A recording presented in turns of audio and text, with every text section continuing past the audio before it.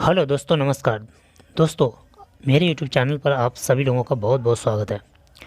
तो अभी तक यदि आपने मेरे चैनल को सब्सक्राइब नहीं किया है तो कर लीजिए और बेल आइकन पर क्लिक ज़रूर कर दीजिए आने वाली वीडियो की नोटिफिकेशन के लिए। तो फ्रेंड्स, लिथियम बैटरी का आपने नाम तो सुना ही होगा और उसे यूज भी किया होगा। और जैसा कि आप जानते होंगे, जब आप अपना मोबाइल ओपन करेंगे तो उसमें जो बैटरी होती है ज़्यादातर लिथियम की ही बैटरी होती है। और मैं ये बता दूं कि लिथियम की बैटरी चाइना में सबसे ज़्यादा उसका प्रोडक्शन होता है और अभी तक इंडिया में कोई भी अभी लिथियम बैटरी का निर्माण नहीं करता है। लेकिन अभी कौन करेगा, ये मैं आगे वीडियो में बताऊंगा। तो चलिए शुरू करते हैं। तो फ्रेंड्स, इलेक्ट्रिक वाहन काम कैसे करता है। इलेक्ट्रिक वाहन में जो 30% खर्च होता है वो लगभग बैटरी का ही होता है, 30 से 40%। तो इसका जो कॉस्ट है 30 से 40% ये बैटरी का ही बढ़ जाता है। इसी प्रकार से वो उसका जो खर्च है, टोटल खर्च, वो बढ़ जाता है। लेकिन डीजल और पेट्रोल के वाहनों को देखते हुए जो इलेक्ट्रिक वाहन है उसमें जो मेंटेनेंस का खर्च होता है वो नहीं होता है। इसलिए जो इलेक्ट्रिक वाहन है काफ़ी किफ़ायती होते हैं क्योंकि उसमें मेंटेनेंस का खर्चा वगैरह नहीं होता है। जब भी कभी इसमें ख़राब होता है तो बैटरी ही ख़राब होती है और बैटरी को चेंज किया जा सकता है। चेंज करने के बावजूद भी बैटरी को किसी दूसरे उपकरण में या दूसरी जगह हम उसे यूज कर सकते हैं। बैटरी जितनी सस्ती होती है गाड़ी उतनी ही सस्ती होती है और बैटरी जितनी महंगी होती है गाड़ी उतनी ही महंगी होती है। दोस्तों, बैटरी में लिथियम आयन का उपयोग किया जाता है और क्योंकि लिथियम आयन का यूज इसलिए किया जाता है क्योंकि बहुत सी बैटरी जो शीशे लेड की होती हैं तो उसमें भार बहुत ज़्यादा होती है और ये जो लिथियम आयन से बनी हुई बैटरी है वो बहुत ज़्यादा हल्की होती है और उसमें बैकअप पावर भी बहुत अधिक होता है और चार्जिंग भी जल्दी होती है। इसके बाद में मोबाइल और लैपटॉप में आप देख रहे होंगे कि उसमें लिथियम आयन की बैटरी होती है क्योंकि लिथियम आयन की बैटरी सबसे ज़्यादा चाइना में बनती है, इंडिया में बनती नहीं है। इसीलिए जो भी यहाँ पर मोबाइल वगैरह जो भी कंपनी है वो चाइना से ज़्यादा इंपोर्ट करती हैं। हर शेप के हिसाब से बैटरी अलग अलग होती है। जैसे मोबाइल में जो बैटरी होती है उसका शेप अलग होता है और जो लैपटॉप में बैटरी होती है उसका शेप अलग होता है। ओके फ्रेंड्स, दोस्तों, आप जो मोबाइल में बैटरी देखते हैं वो एक ही सिंगल बैटरी होती है, लेकिन कई ऐसे उपकरण होते हैं जिसमें एक से अधिक बैटरी का यूज किया जाता है। बैटरी को बढ़ा दिया जाता है। किसी में 3 बैटरी होती है, किसी में 6, किसी में 12, किसी में 50, किसी में 100। इस तरह से हर किसी जो बहुत अधिक, जैसे मान लीजिए कि टू व्हीलर कोई गाड़ी है तो उसमें कई बैटरियां होती हैं और सभी बैटरियों को मिलाकर एक बैटरी बनाई जाती है जिससे वो चलती है। उसी प्रकार से फोर व्हीलर में कई बैटरियों को जोड़ा जाता है जिससे वो कार खींच सके, ठीक है, और उसको पार्लर सीरीज़ में जोड़ा जाता है। क्योंकि फ्रेंड्स, कार में 7,000 से ज़्यादा बैटरी लगी होती हैं जिनको चार्जिंग किया जाता है और उसी बैटरी से वो गाड़ी आगे चलती है। उसमें एक दो बैटरी नहीं होती है, कई बैटरियों को जोड़कर उसे बनाया जाता है। और इसमें जो जॉइनिंग भी इस तरह से किया जाता है कि सारी बैटरी एक साथ चार्ज होती हैं और सारी बैटरी एक साथ ही उनका पावर है वो खर्च होता है। तो इसके बाद में पावर ज़्यादा ख़राब ना हो इसीलिए इनको पतली पत्ती से जॉइन किया जाता है और निकल का इसमें उपयोग किया जाता है। निकल ज़्यादातर उड़ीसा में पाया जाता है और इसको बैटरी मैनेजमेंट सिस्टम से इनको जॉइन किया जाता है जो समान रूप से बैटरी को चार्ज करता है और डिस्चार्ज भी समान रूप से करता है। दोस्तों, बैटरी को बनाने में निकल और लिथियम की सबसे ज़्यादा ज़रूरत होती है। निकल सबसे ज़्यादा इंडोनेशिया में पाया जाता है। अगर इंडोनेशिया से समझौता हो जाता है तो निकल को हम वहाँ से इंपोर्ट कर सकते हैं। लिथियम साउथ अमेरिका में ज़्यादा पाया जाता है। इसके बाद में दोस्तों, साउथ अमेरिका के चिली, बुल्गारिया, अर्जेंटीना में जो लिथियम है वहाँ का मतलब ये ट्रायंगल नाम से जाना जाता है, वहाँ पर पाया जाता है। तो जब हम लिथियम वहाँ से आयात करने लगेंगे तो हमें चाइना से इंपोर्ट करने की ज़रूरत नहीं पड़ेगी। इसके बाद में हम ऑस्ट्रेलिया से भी लिथियम का आयात करेंगे और जिससे चाइना का व्यापार काफ़ी कम हो जाएगा।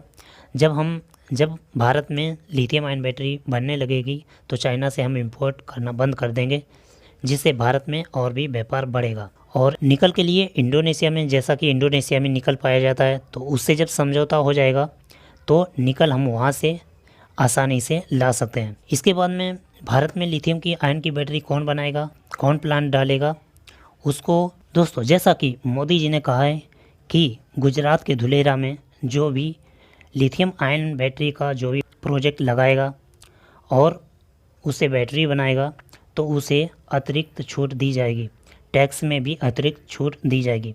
तो हाल ही में टाटा ने गुजरात के धुलेरा में मैन्युफैक्चरिंग प्लांट लगाने की कमर कस ली है, क्योंकि टाटा केमिकल्स कई प्रोडक्ट के बाई केमिकल्स जो रिसाइकलिंग करके उसे दोबारा यूज करता है। अभी तक देश में पूरी तरह से लिथियम आयन बैटरी कोई नहीं बनाता है, लेकिन टाटा केमिकल्स पूरी तरह से लिथियम आयन बैटरी बनाएगा और भविष्य में कम से कम 2025 तक काफ़ी जगह लिथियम आयन बैटरी बननी शुरू हो जाएगी। और चार्जिंग पॉइंट भी, जैसे गाड़ियों के लिए चार्जिंग पॉइंट, क्योंकि जब इलेक्ट्रॉनिक गाड़ियाँ होंगी तो हर जगह चार्जिंग पॉइंट भी होंगे, जिससे उन गाड़ियों को चार्ज किया जाएगा और उन्हें यूज किया जाएगा। दोस्तों, आने वाला समय इलेक्ट्रॉनिक वाहन का ही है। आने वाले समय में डीजल पेट्रोल के वाहन पूरी तरह से बैन कर दिए जाएंगे, क्योंकि डीजल पेट्रोल के वाहन से बहुत अधिक धुआं प्रदूषण होता है और उससे बहुत तरह की बीमारियां फैलती हैं। इसीलिए आने वाले समय में इलेक्ट्रॉनिक वाहन की डिमांड होगी और इलेक्ट्रॉनिक वाहन ही हर जगह चलाए जाएंगे। तो दोस्तों, जो 4 व्हीलर होती है, कार होती है, उसमें लगभग 7000 की संख्या में बैटरी लगाई जाती हैं, जिससे डीसी करंट पैदा किया जाता है और डीसी को एसी में बदला जाता है। बदलने के लिए इसमें एक इन्वर्टर का यूज़ किया जाता है। इन्वर्टर 3 फेस में एसी कन्वर्ट कर देता है, जिससे मोटर चल जाती है तो कार चल जाती है, बस यहीं पर उसका काम ख़त्म हो जाता है। ओके फ्रेंड्स, और बाकी इसमें कोई भी झंझट नहीं होता है। ये गाड़ी काफ़ी स्मूथ चलती है, काफ़ी स्पीड भी होती है। इसमें कोई भी प्रदूषण नहीं होता है और ना इसमें वॉइस प्रदूषण होता है, ना ही किसी प्रकार का कोई धुआं वगैरह होता है। और इसमें जो बैटरी लगी होती है, और जो एक समस्या हर गाड़ी में होती है, चाहे वो डीजल पेट्रोल की हो या फिर इलेक्ट्रॉनिक, क्योंकि वो चलते चलते गर्म हो जाती है। जो डीजल पेट्रोल की है गाड़ी, उसमें भी गर्माहट होती है, गर्म हो जाती है चलते चलते, और जो इलेक्ट्रॉनिक वाहन है उसमें जो बैटरी है वो गर्म हो जाती है। इसलिए जो इन बैटरियों के बीच में ग्लाइकोल नामक एक कूलेंट भरा होता है, जिससे ये कूलेंट बैटरी को ठंडा रखता है, जिससे गाड़ी भी ठंडी रहती है। इसके बाद में यहाँ पर एक और सिस्टम होता है जो बहुत ही ज़बरदस्त होता है। इसमें जो बैटरी होती है गाड़ी के सबसे निचले हिस्से में होती है, क्योंकि जो बैटरी अगर निचले हिस्से में होगी तो गाड़ी का जो सबसे अधिक वेट होता है निचले हिस्से पर होगा, जिससे गाड़ी कभी भी बहुत ही स्पीड में जैसे करने पर वो पलटेगी नहीं, क्योंकि उसका जो गुरुत्व बल सबसे नीचे होगा। इसके बाद में यहाँ पर जैसे मान लीजिए आप तेज़ी से जा रहे हैं और आपने जैसे ब्रेक लगाई, तो ब्रेक लगाने पर उसमें ऊर्जा जनरेट होगी, जिससे बैटरी चार्ज होगी। और ये सिस्टम डीजल पेट्रोल वाले वाहन में नहीं होता। उसमें यदि हम वाहन को स्लो करते हैं, इसके बाद में एक्सीलेटर देते हैं, तो वहाँ पर ऊर्जा ज़्यादा चाहिए होता है, वहाँ पर डीजल पेट्रोल की ज़्यादा खपत होगी। जबकि यहाँ पर जो चार्जिंग की गाड़ियाँ हैं, जो बैटरी वाली गाड़ियाँ हैं, इसमें हम जब ब्रेक लगाएंगे तो वो गाड़ी करंट पैदा करेगी, जिससे हमारी बैटरी रिचार्ज होगी दोबारा से। इसके बाद में यदि आप एक बार बैटरी चार्ज करते हैं तो 400 से 500 किलोमीटर जाती है। जबकि हमारे इंडिया के लोग क्या करते हैं, जैसे ही बैटरी आधी भी नहीं खर्च होती है तुरंत उसे चार्जिंग पर लगा देते हैं। दोस्तों, टेस्ला इस पर वर्क कर रही है कि उसका वर्क ये है कि हर जगह चार्जिंग पॉइंट लगाने का, हर जगह चार्जिंग पॉइंट लगाएगी, जिससे हर जगह लोग गाड़ियों को चार्ज कर सकते हैं। क्योंकि जब इलेक्ट्रॉनिक वाहन होंगे तो हर जगह चार्जिंग पॉइंट भी होना चाहिए। अगर हर जगह चार्जिंग पॉइंट होंगे तभी लोग चार्ज कर पाएंगे।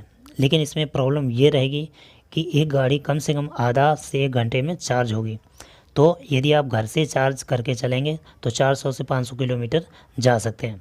दोस्तों, जब 4 व्हीलर बनाई जाती है उसमें जब बैटरी डाली जाती है तो उसे चारों तरफ से लड़ाकर देखा जाता है, उसमें एक रोबोट बैठाया जाता है और ये देखा जाता है कि इसमें जो बैटरी है उसमें किस तरह से कोई एक्सीडेंट होने पर या कहीं से लड़ने पर उसमें कोई इफ़ेक्ट तो नहीं पड़ेगा, जिससे उसकी डिज़ाइन चेंज की जा सके। यदि उसकी डिज़ाइन उस जैसी है उस में यदि ठीक है तब तो ठीक है, यदि लड़ाकर देखा जाए और वहाँ पर कहीं भी उसमें कोई इफ़ेक्ट पाया जाता है तो गाड़ी की डिज़ाइन चेंज की जाती है। दोस्तों, जब इलेक्ट्रॉनिक वाहन बनना शुरू हो जाएंगे और काफ़ी मात्रा में जब काफ़ी गाड़ियाँ इलेक्ट्रॉनिक ही होंगी तो इससे जो क्रूड ऑयल है जो आयात होता है बाहर से, जो क्रूड ऑयल आता है, डीजल पेट्रोल बनता है, तो उससे क्या बहुत ज़्यादा खर्च होता है। और हमारे यहाँ जो इलेक्ट्रॉनिक वाहन है, जब इलेक्ट्रॉनिक बैटरी बन जाएगी, बैटरी से एसी में कन्वर्ट होगा, कन्वर्टर होगा और जब एसी मोटर को चालू कर देगा, मोटर गाड़ी को खींचेगा, बस वहीं पर काम ख़त्म हो जाता है।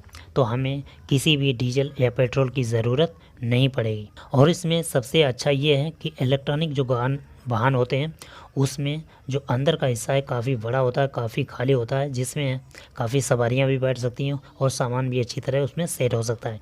लेकिन जो डीजल पेट्रोल की गाड़ी है उसमें बहुत अधिक तो मशीनरी उसमें वर्क होता है और काफ़ी उसमें झंझट होता है रिपेयरिंग करने का, मेंटेनेंस करने का बहुत ज़्यादा। इसलिए अगर इलेक्ट्रॉनिक वाहन काफ़ी खर्चीला भी है, काफ़ी उसका कॉस्ट भी है, तो भी वो डीजल पेट्रोल के वाहन से काफ़ी अच्छा है। मान लीजिए कि आप पर डे या दूसरे तीसरे या सप्ताह में डीजल पेट्रोल भराते हैं, उसके हिसाब से जब तक आपके पास गाड़ी रहती है तब तक आपका मेंटेनेंस और डीजल पेट्रोल का खर्चा बहुत ज़्यादा होता है। उसके स्थान पर यदि आप इलेक्ट्रॉनिक वाहन चलाएंगे तो इससे काफ़ी सेफ्टी होगी, आपकी काफ़ी मनी सेविंग होगी। एक तो आपका डीजल पेट्रोल का खर्चा भी बचेगा और प्लस आपको धुआं प्रदूषण यानी नहीं लगेगा। ओके, इसके बाद में दोस्तों इसकी बैटरी को रीयूज कर सकते हैं, जैसा कि मैंने पहले ही बताया है। जैसे अगर गाड़ी में बैटरी अगर ख़राब हो जाती है, उस लायक नहीं रहती है, तो उसमें नई बैटरी डलवाते हैं और बैटरी डलवाने का ही इसमें खर्चा होता है। जबकि डीजल पेट्रोल में बहुत अधिक मेंटेनेंस का खर्चा होता है। तो बैटरी एक बार हमने चेंज कर दी, उसके बाद फिर से वो वैसी ही चालू हो जाएगी और उस बैटरी को हम, जो पुरानी बैटरी है, उसको हम दूसरी जगह यूज कर सकते हैं, फिर भी वो 5-6 साल तक वर्क करेगी। इसके बाद में टेस्ला है। टेस्ला चाइना में प्लांट लगाया हुआ है। चाइना में प्लांट क्यों लगाया है कि उसे वहाँ पर लिथियम आयन आसानी से उपलब्ध हो जाता है, इसीलिए उसने वहाँ पर प्लांट लगाया हुआ है। जबकि इंडिया में प्लांट लगाने के लिए यहाँ लिथियम आयन यहाँ पर मंगवाना पड़ेगा, जिससे उसका कॉस्ट बढ़ जाएगा। जबकि मोदी जी की सरकार ने क्या किया है, यदि वो टेस्ला वहाँ पर 4 व्हीलर बनाएगा और इंडिया में लाएगा तो उसकी मान लीजिए कि गाड़ी 28 लाख की है या 27 लाख की है, 30 लाख की है, तो उतना ही इसमें टैक्स लग के गाड़ी की जो कीमत है वो डबल हो जाएगी। प्लस और भी खर्चे हैं वो लगाकर कम से कम 50-60 लाख या 70-80 लाख रुपए गाड़ी का हो जाएगा।